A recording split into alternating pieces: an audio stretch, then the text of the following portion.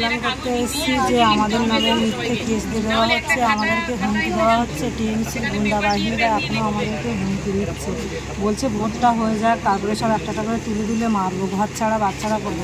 জল তো গরম হচ্ছে, ছাল ছেলাবো, এখনও টাইম দেরি কর। এখনও তো 2.5 বছর আমরা পদে আছি, এখন ঘুমা, চুপ করে ঘুমা তোরা বাড়িতে।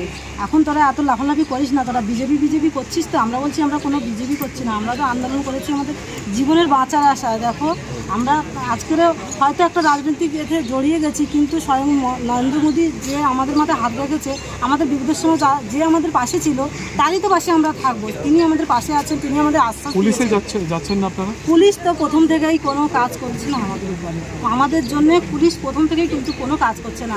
যারা অন্যায় করছে তারা কিন্তু বাইরে ঘুরে বেড়াচ্ছে, আর যারা অন্যায় করছে না, ঘরের ভালো মানুষজন, এই যেরকম আমরা সাধারণ মানুষ, তাদেরকেই জেলে ঢুকে দেওয়া হচ্ছে যখন তখন। এটা নিয়ে কি এখন সিবিআইকে কমপ্লেন করতে এসেছেন? হ্যাঁ, এই প্রিয়াঙ্কা দিয়ে এসছে, এনার কাছে আমরা জানাতে এসেছি আমাদের উপর। কারা সেট করছে তৃণমূলে? এই তৃণমূলের যেমন এই টিকাই দাস, তারপরে এই দিলীপ মল্লিক বাবু, তারপরে হ্যাঁ, তারপরে আরও গ্রামে অনেকেই আছে টিএমসি, তারা কিন্তু একই সঙ্গে আন্দোলনটা করেছে। কিন্তু তারা আজকে টাকা খেয়ে, টাকার জন্যেই শুধুমাত্র এটা মানে সত্যিটাকে তারা চাপা দিতে চাইছে, কিন্তু সত্যি তো কোনোদিন চাপা থাকবে না। আমি হাড়িগাছি অঞ্চলের নাজার থানার অন্তর্গত দক্ষিণ নলপাড়া শেখপাড়া গ্রাম থেকে এসেছি সন্দেশখালী সিবিআই ক্যাম্প অফিসে। কিসের জন্য? দাদা, আমি একটা ফিশারি বা ভেরি করতাম ঝুপখালি মৌজার বেলগঞ্জ 2, সেখানে 182 বিঘা ফিশারি করতাম।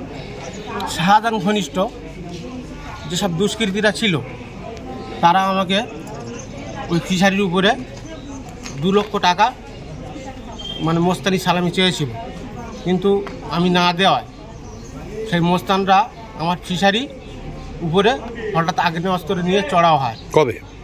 এটা 2023 সালে। 2023 সালে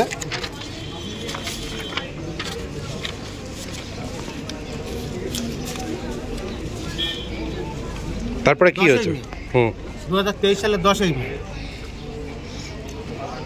ওরা হঠাৎ আমার আলায় এসে আমার খাতাপত্র, জমির যে লিজের খাতাপত্র, হিসাব রক্ষের খাতাপত্র, এবং আমার যে ম্যানেজার ছিল, কি নাম তার, কি নাম যে নিয়েছে তার নাম, যে আক্রমণ চালিয়েছিল তার নাম? আক্রমণ চালিয়েছে আরশেদ মোল্লা। সে কি, কোন পঞ্চায়েত মেম্বার, তৃণমূলের পঞ্চায়েত মেম্বার।